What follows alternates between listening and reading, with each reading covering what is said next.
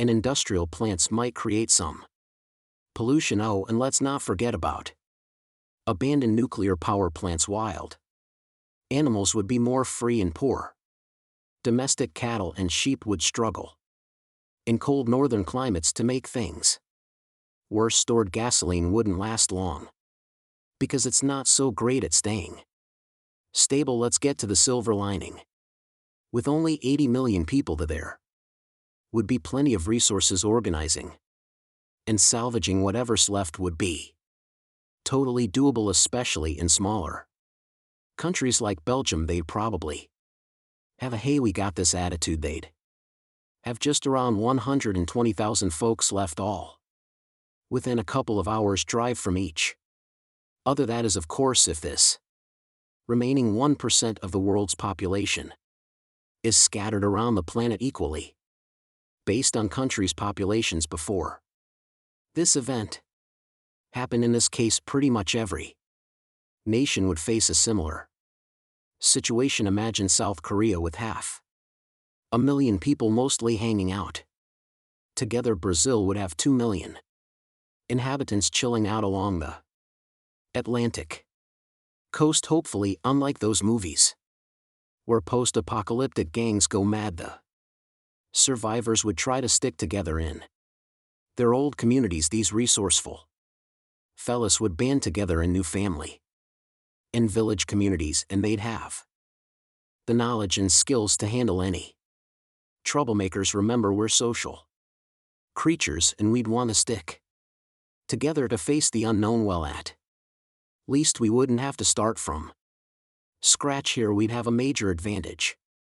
All the knowledge accumulated by humanity would still be with us. If we had electricity and internet available, we would be okay. So would we reindustrialize? Yeah, we would. We'd have tools and machines still lying around, giving us a head start. Sure, renewable energy might be tricky at first, and we might have to rely on fossil fuels like coal, but we're resourceful and we'd find a way to make it work. Plus, we'd have some brilliant minds with critical skills who'd step up to the challenge. This type of stuff kind of happened in real life. Think of the historical collapse events. They made an epic comeback that spanned centuries.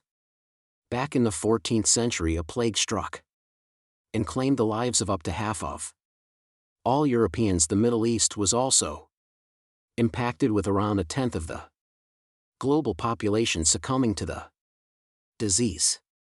Surprisingly, this devastating event had little negative impact on Europe's technological and economic progress. In 2 centuries later, the population eventually rebounded to how it was before. 2 other instances of collapse are that of Rome and the Bronze Age. Both brought down impressive civilizations that had enjoyed technological advancements and economic prosperity and engaged in international trade. The Bronze Age collapse occurred between 1201 50 BCE, leading to the fall of Mania, Greece, and Hittite civilizations, and the weakening of Egyptian and Assyrian civilizations. To this day, historians remain uncertain about the exact reasons behind this collapse. Rome, once boasting over 1,000,000 inhabitants and serving as the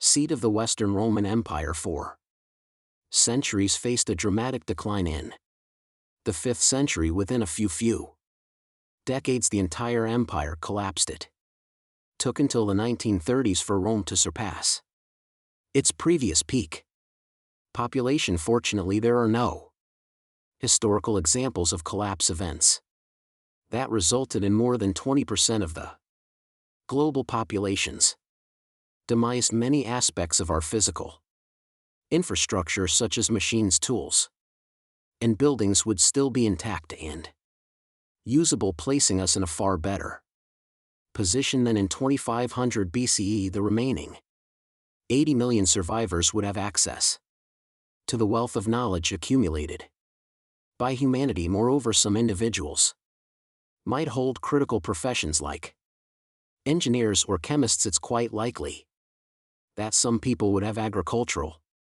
knowledge helping feed the population. Okay, but let's make this scenario more personal. If you woke up one day to find 99% of the population missing, it would undoubtedly be an overwhelming and surreal experience. Survival would become your immediate priority, and your actions would largely depend on the resources and skills available to you. Here's what you would probably do. You'd take a moment to comprehend what's happened. This sudden disappearance of people would be shocking and confusing. Your friends and family would most probably be gone too.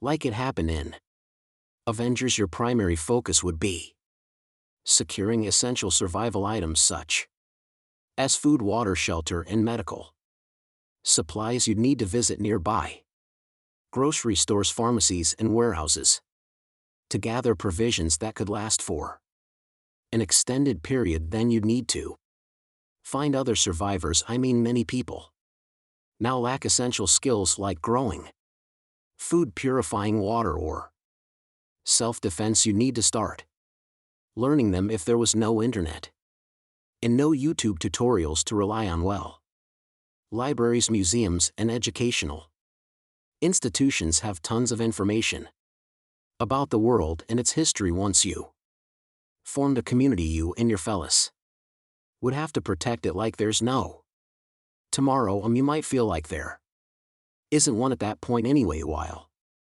most technology might still work initially, you'd need to ensure the protection of power sources. To do that, you'd have to be very cautious. The world would be in turmoil, so you'd need to remain vigilant and cautious of potential dangers. Without proper law enforcement and governance, there could be risks from wild animals, natural disasters, or even other survivors who might be hostile. Now let's explore the best and worst case scenarios. The sudden disappearance of so many people would create widespread chaos, leading to mass accidents and damage. With the absence of healthcare professionals and medical supplies, diseases could spread, leading to health crisis. Food production and distribution systems would collapse, and food shortages and famine could become a real possibility. Looting and violence could occur, since desperate people would search for resources and try to survive.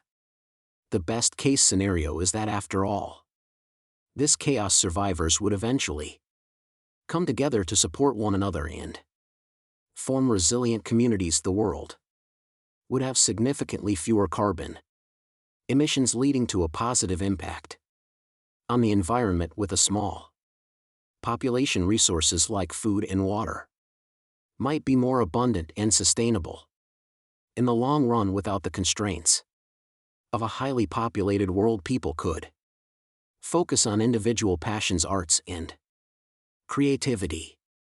With advanced technology still available, survivors might start working on preserving knowledge and advancing scientific research. But overall, the world would change drastically, and the future would be uncertain. Your actions and the actions of other survivors would play a crucial role in shaping the new world and determining its trajectory. Feeling like a fishing pro?